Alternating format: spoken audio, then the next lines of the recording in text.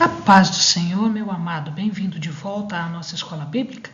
Nós estamos estudando o Evangelho de Mateus.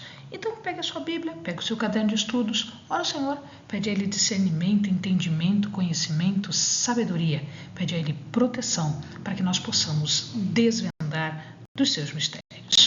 Pois bem, nós estamos então já no capítulo 11 e 12, falando sobre as prerrogativas de Jesus, ou seja, nós já estamos falando sobre Jesus como o Messias.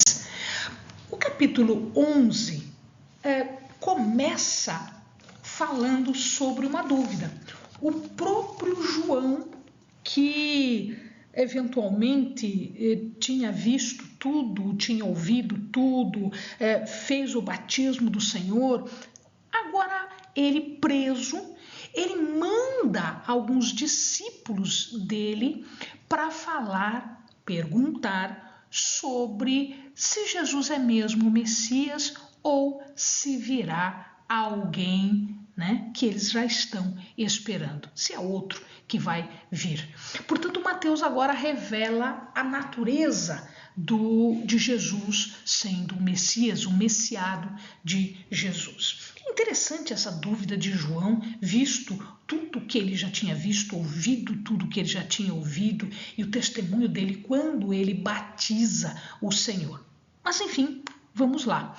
E aqui ele pergunta então se Jesus é o Messias. Ora, Jesus não responde nem que sim nem que não. Ele apenas diz o seguinte: diga para João tudo o que vocês estão vendo eu fazer. Veja que existem curas, cegos, surdos, coxos, leprosos, pessoas sendo ressuscitadas, pessoas sendo libertas de espíritos imundos. Tudo isto não estava previsto na lei, não estava previsto nos profetas. Ora, se tudo isso estava previsto nos profetas, diga isso para João, para ver se realmente isto é ou não é obra do Messias. Claro que é. Como ele já conhecia a palavra, ele já estava à frente, dando testemunho, né? Então, ele, óbvio, que iria entender a mensagem. Na verdade, eles iriam chegar-se a João pouco antes de João ser morto, né? E eles vão dar esse testemunho para João. Quando eles estão por ali ainda, Jesus começa a dar testemunho de João. Ora, quem que vocês foram ver no deserto? Vocês foram ver quem? Um caniço? Vocês foram ver um homem ricamente vestido? Ou o que vocês foram ver? Um profeta? Sim, vocês foram ver um profeta. E, portanto, Jesus começa a dar testemunho deste João. João é maior do que todos os profetas que predisseram a vinda do Messias, porque ele foi um profeta que veio à frente anunciando o Messias que estava ali. Ele tinha visto o Messias, ele batizou o Messias.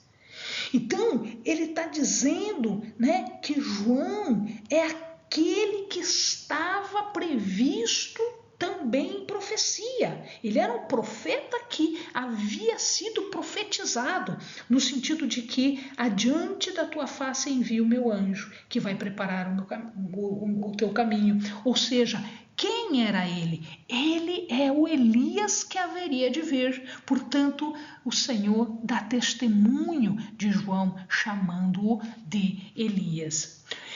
E aí ele começa a falar que geração é aquela, porque ele começa a apresentar João e fazer uma comparação com ele. Porque eles criticavam João, que não bebia, não comia, não socializava com ninguém, e falavam mal de João. Ora, aí vem Jesus e é uma pessoa que come, que bebe com as pessoas, que confraterniza com perdidos, e aí então João não presta e Jesus também não presta. Então ele dá uma parábola, né? Que a geração é aquela criança na praça que está gritando entre os companheiros, tocamos flauta e vocês não dançam. Cantamos lamentações e vocês não choram. Então vocês não são nem João nem Jesus? Que geração é essa? Geração essa que não aceita nada. Geração essa que não aceita a palavra do Senhor vinda do jeito que vem, porque são dois caminhos. São dois caminhos.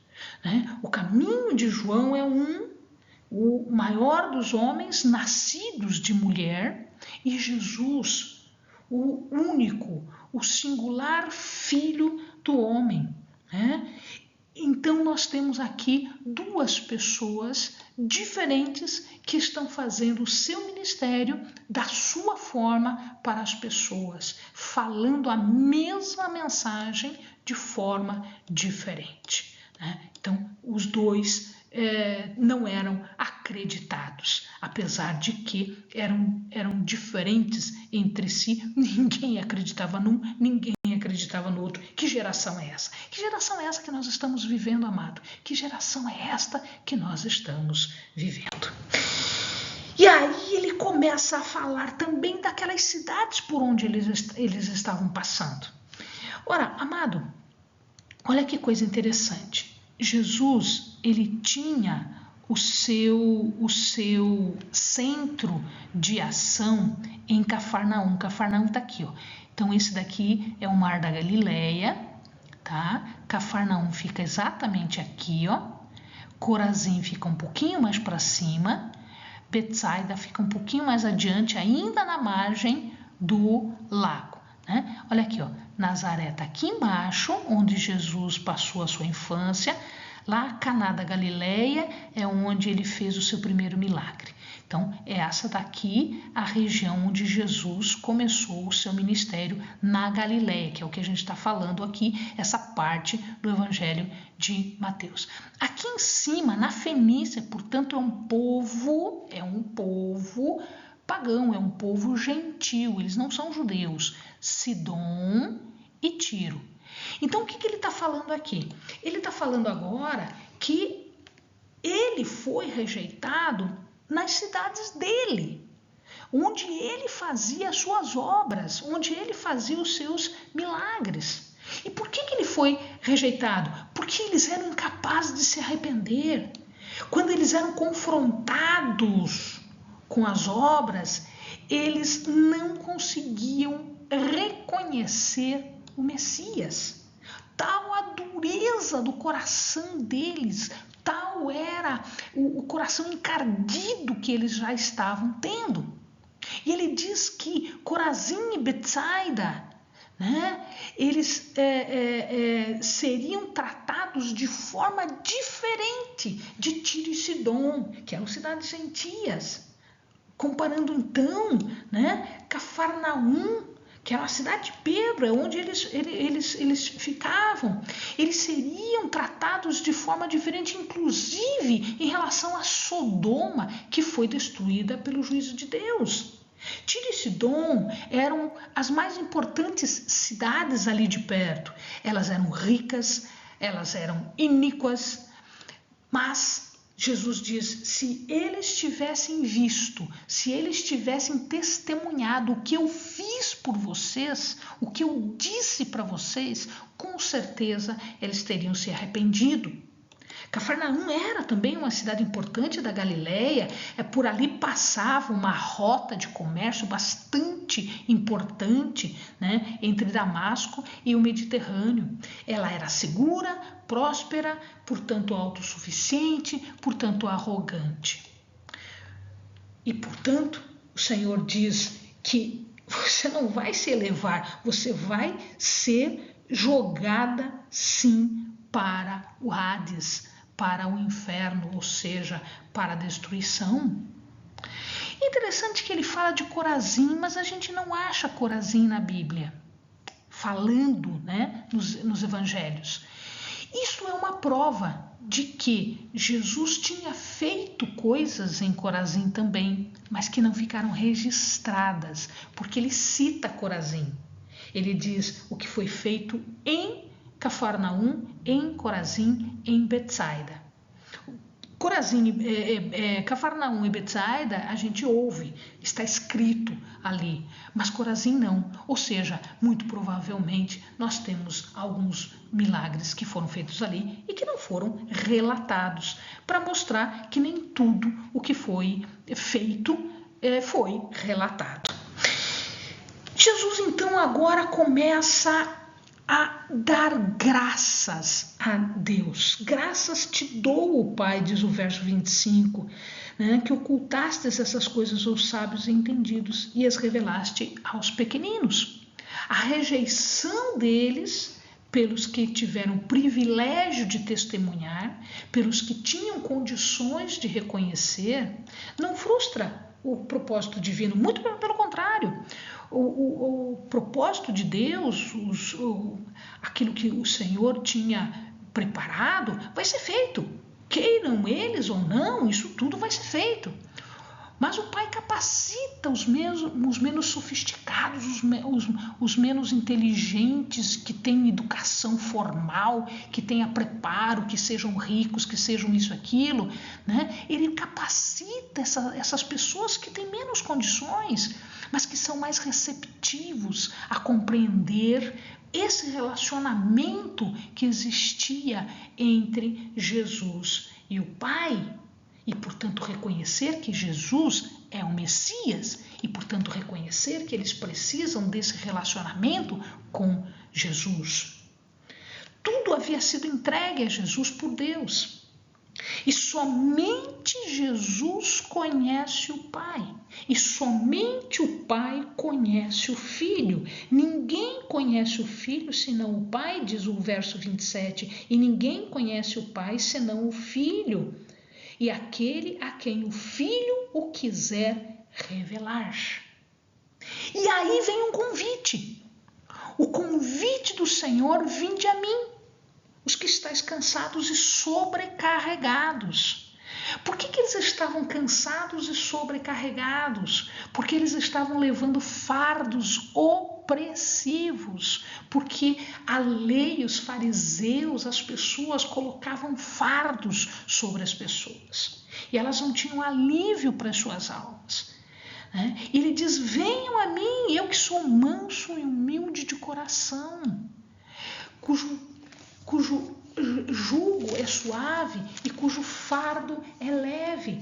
Tomai sobre vós o meu jugo e aprendei de mim, porque sou manso e humilde de coração, pois o meu jugo é suave e o meu fardo é leve.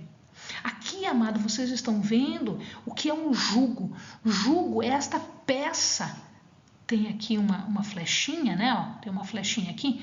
Jugo é esta peça que vai no pescoço dos bois para eles carregarem cargas, para eles carregarem fardos, para eles poderem trabalhar. Então, este jugo aqui é o que Jesus está falando. É este jugo do trabalho incansável, esse jugo de regras que os fariseus jogavam no ombro das pessoas, as cargas exigindo, né? Não só a lei, mas também tudo aquilo que eles diziam que tinham que fazer, que eram eles que falavam, mas eles não levavam carga nenhuma, eram as pessoas que tinham que levar, né? Então Jesus diz assim: venham aqui, vocês estão sob jugo, todas as pessoas estão sob um jugo, o jugo da lei, o jugo dos fariseus, né? Então, venham a mim, porque o meu jugo é diferente, o jugo do Senhor é diferente. A lealdade aqui não é a lei, a lealdade é uma pessoa. Que pessoa é essa? O Messias, aquele que veio te salvar. E, portanto, essa lealdade capacita a fazer com alegria as coisas. E quando nós fazemos as coisas com alegria, e não de mau humor, e não zangados, e não carregando um peso tremendo, a gente faz de forma fácil.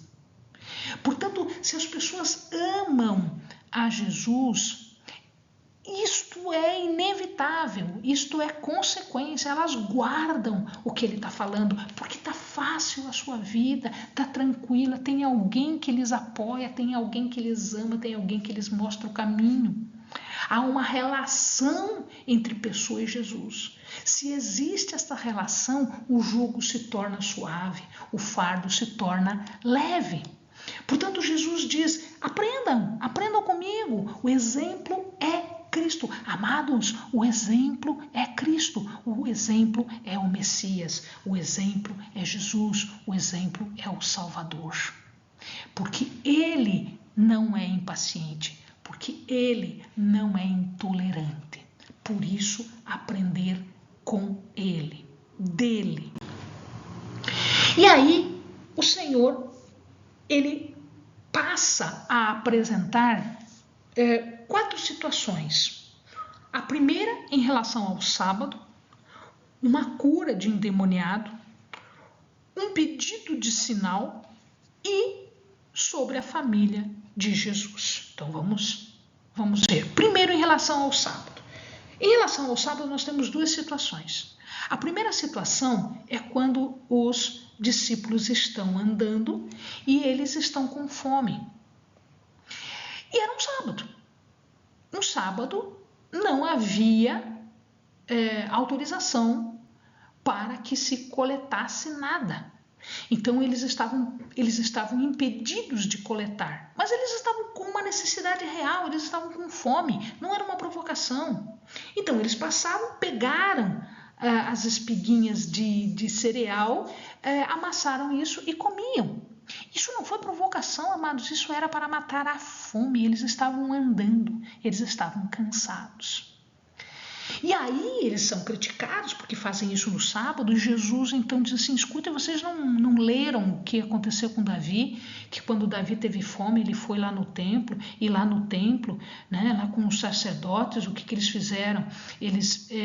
O templo aqui que eu estou falando, o templo é o tabernáculo, né, porque o templo não havia sido construído, o templo só foi construído com Salomão. Então quando eu estou falando aqui o templo do Senhor, aqui é o tabernáculo do Senhor.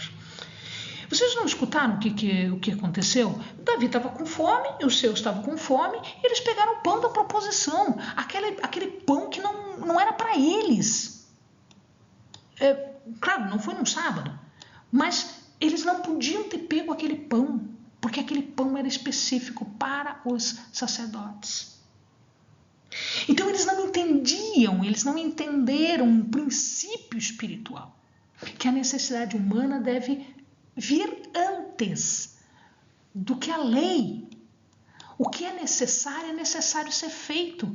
Não interessa se é sábado, o sábado é lei. O homem tem as suas dificuldades, as suas necessidades, e portanto é misericordioso agir, seja em que dia for.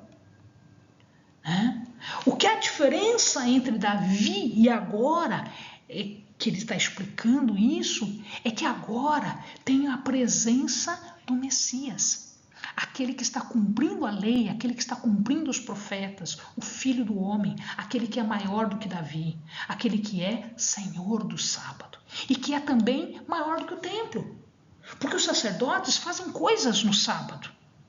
Então eles estão trabalhando? Opa, por que eles podem? Eles podem porque ali está a misericórdia de adorar ao Senhor. E ali estava alguém que era maior do que Davi, ali estava alguém que era maior do que o templo. O templo, eles entendiam que era a presença divina que estava ali.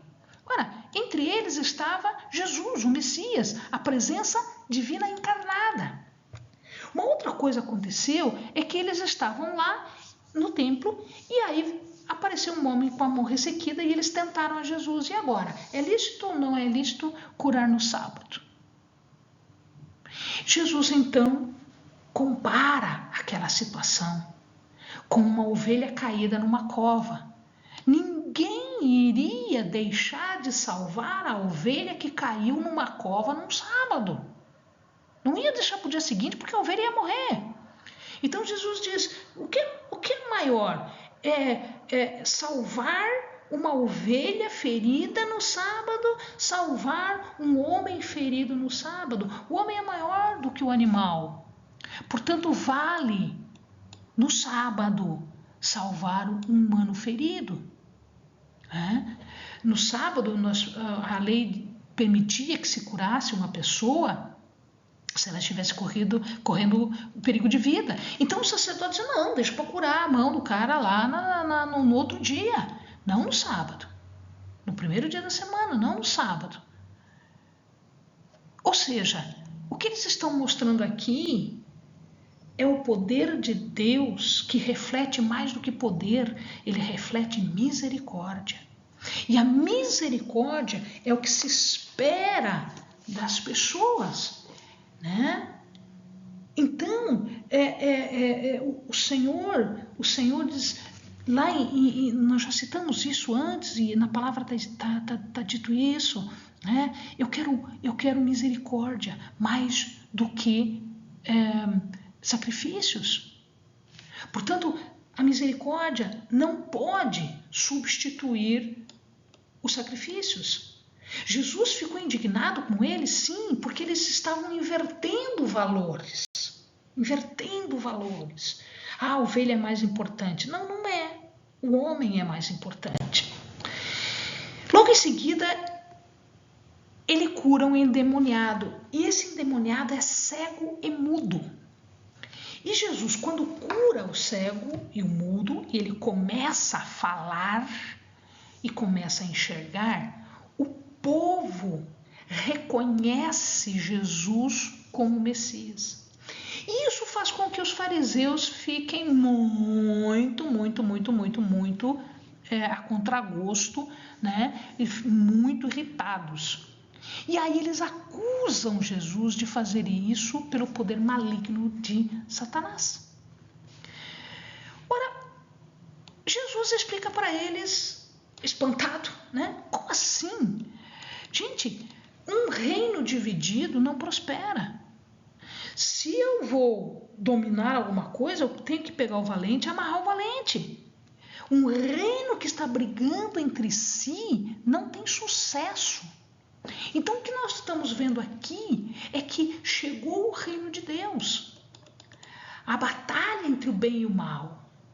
E numa batalha entre bem e mal, meu querido, não há neutralidade. Você vai ter que se decidir. Ou você é de Deus ou não é de Deus. E o Senhor diz isso, né? Quem não é por mim é contra mim. E quem comigo não ajunta, espalha. Tá?